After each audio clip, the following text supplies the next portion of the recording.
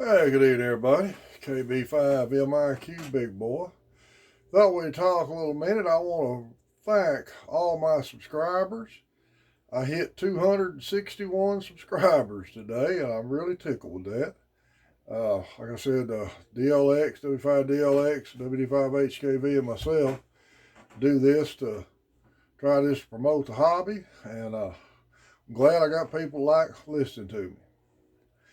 I don't know how far back some of my videos people have gone. I thought I would touch a minute on my background in communications and kind of give you my ideas on how I do this channel and maybe talk a little bit about buying some used gear for a few minutes. First off, I'm a boomer, born in '59.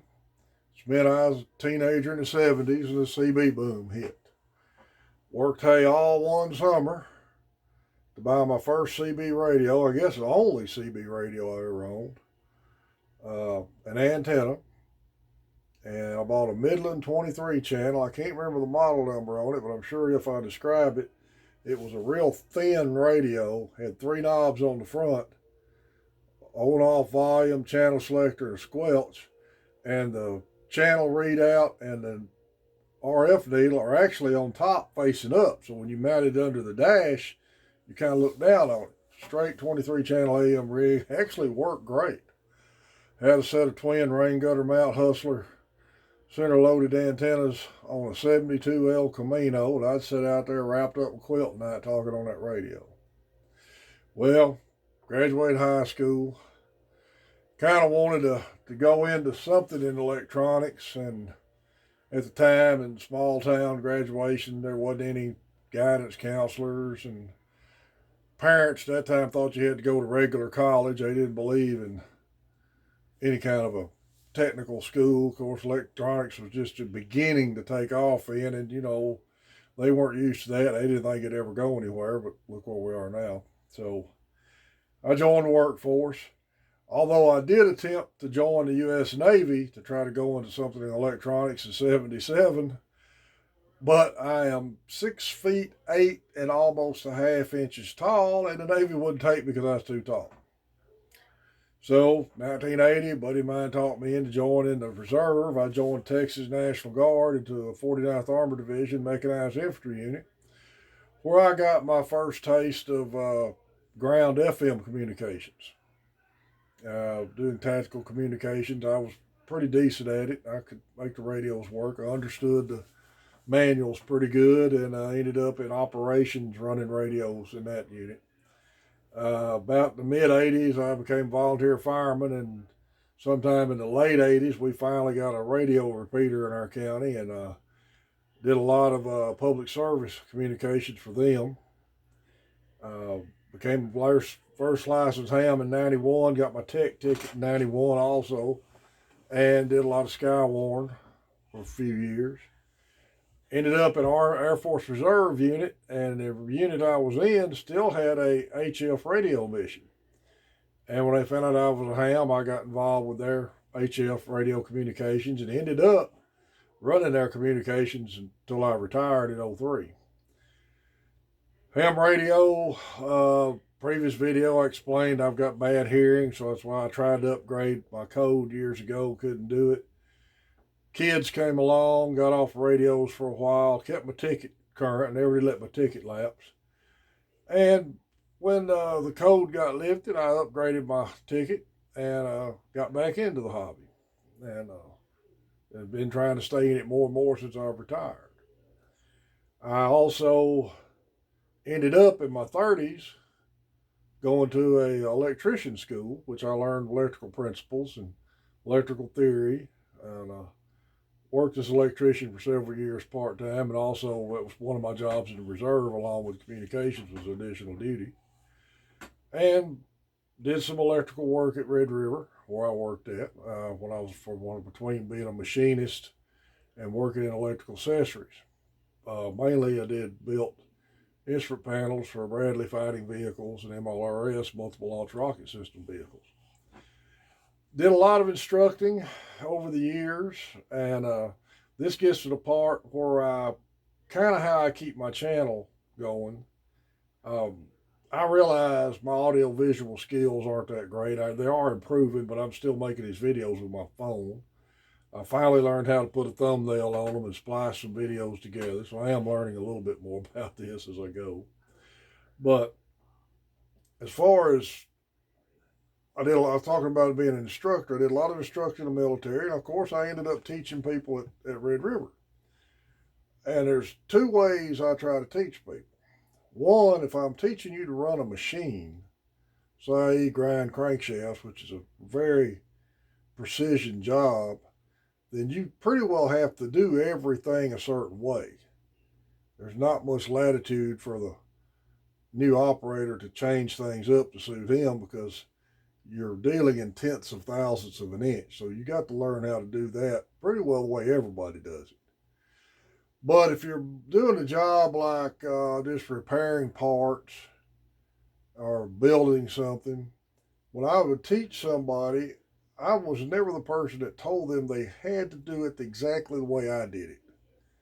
I wanted to teach them the theory behind it, the principles behind it, and give them the tools to where to get their information from and give them the technical support they needed.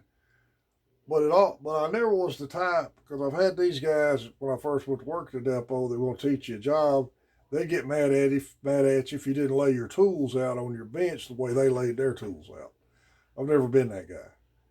I've always tried to teach people and talk to people the way I like to be talked to, and that's just like with ham radio and this channel. I realize there's a lot of, I don't know what the right word is. I'll just say fancier YouTubers got better skills, got better video skills, and will go in there and actually show you step by step on some things. And I've tried to do that a few times with my videos, like I made a little mini version of a dipole showing you how to do stuff on a budget. And that's what I try to center this channel around, is new hams and ham radio on a budget. And I believe, especially with social media coming around, there's two types of answers I don't like to see new hams given. One is the snarky, well, you should have learned that when you got your ticket answer. Or you're not a ham radio operator if you don't spend this much money on this, things like that. And I also don't like to see what I call the NASA engineer answer, where the guy explains it to where an MIT student might have to understand it. Because although that's good that the person knows that subject matter that well, the person he's talking to may not know it that well. So I try to explain things as clear and concise as I can and get to the point. And I also try to recommend the subject matter where you can find information at. ARRL's got wonderful books on radio building, radio propagation theory, things like that you need to know, that you learn on somewhat in the license and taking your test, but you really need to study that so you understand what you're getting into, and it will help you be a better operator. Like I said earlier, my earlier videos you watch, I don't do CW. I'm not a CW operator, and that used to be the gold standard in ham radio, and in a lot of hams it still is. If you don't work CW, you're not a ham. Well, then I guess I'm just not going to have to say I'm a ham, but I don't work CW. I love voice. I've always been a voice operator. I did that in the military. I did that in public service. And I just like to work voice. I used to do old school packet when it first came out. Kind of enjoyed it. I don't know how much packet's still out there now. I'm still kind of kicking out of it, getting back into it. But like FT8, the other digital modes, I'm not knocking them. And I may get into them someday. Right now, I'm not. I just like working voice. Like I tried to work Portugal on 17 a while ago, and the band faded out, and there's a guy in Karachi, I think how you pronounce it, down off the coast of South America. I'm trying to work on 20. There's a pile up on him, so I took a break on that for right now. But I want people to ask questions, and I'll try to give you the best answer I can. And if I don't know the answer to your question, I'll be honest with you. I'll tell you, I don't know. I'm not going to try to lie to you. I'll try to point you in a direction where you can get an answer. And the three of us in our 10-meter roundtable talk about it now. We're seeing so many guys still staying with VHF, UHF once they get their tech ticket. And I had an email from a guy that liked one of my last videos where I tried to explain you don't have to spend as much money as a lot of people tell you to get into this hobby and to get on low bands. So that's where we're at. I do appreciate everybody who subscribed to the channel, and maybe one day this thing might break 1,000. YouTube might start paying me a little bit. I'm going to try to keep improving my channel as I go. Because I do enjoy doing this. I do enjoy making these, and if people like them, I'm going to keep doing it.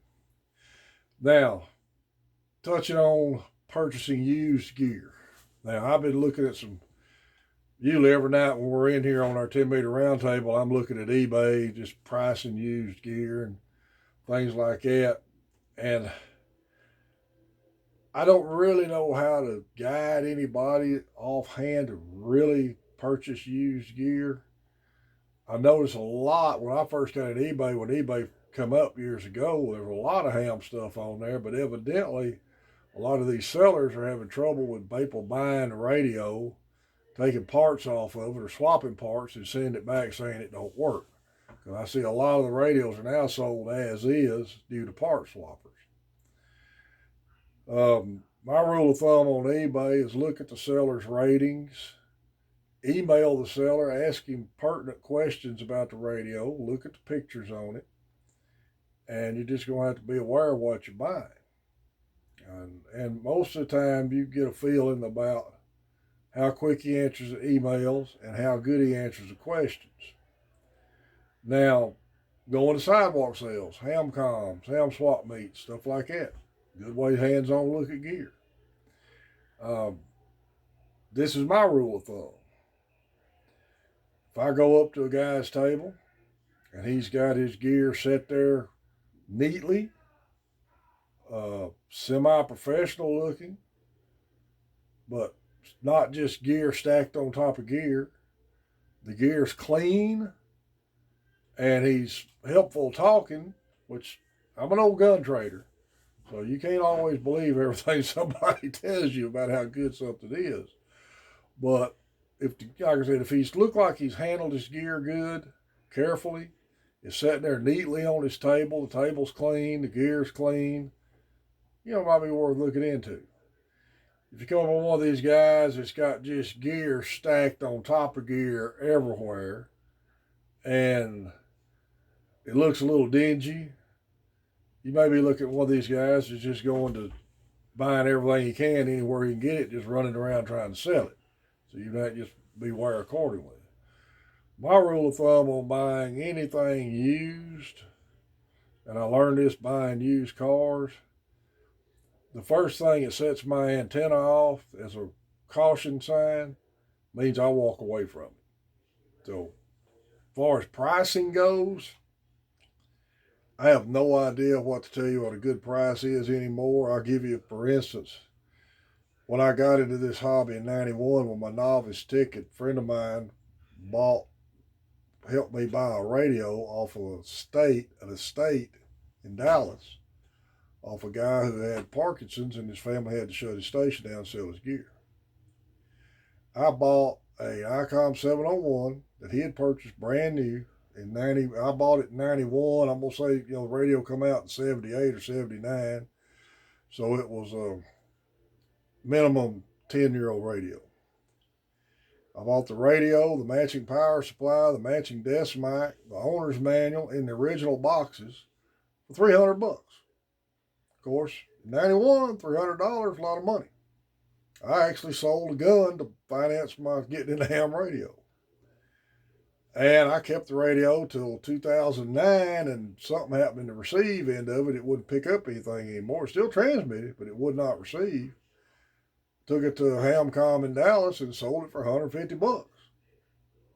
Not working. And I told the guy everything about it. But I sold him the complete rig just like I had it. Well, I just noticed one last night on eBay, just a radio with a hand mic, with no power supply. And the guy's got it over $400 right now. I don't know. A couple of friends of mine bought Kenwood TS430Ss.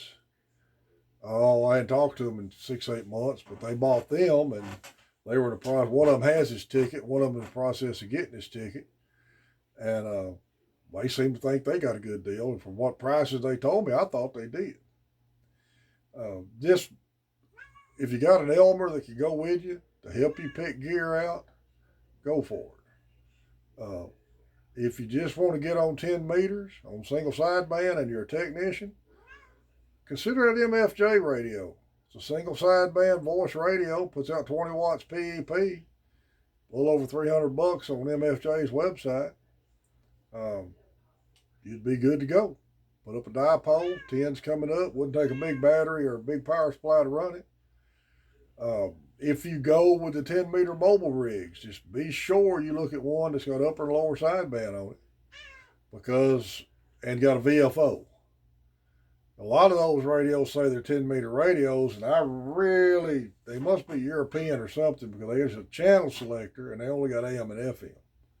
So be aware of those. But anyway, I'm going to cut this off for tonight. I do sincerely want to thank everybody who subscribed to the channel.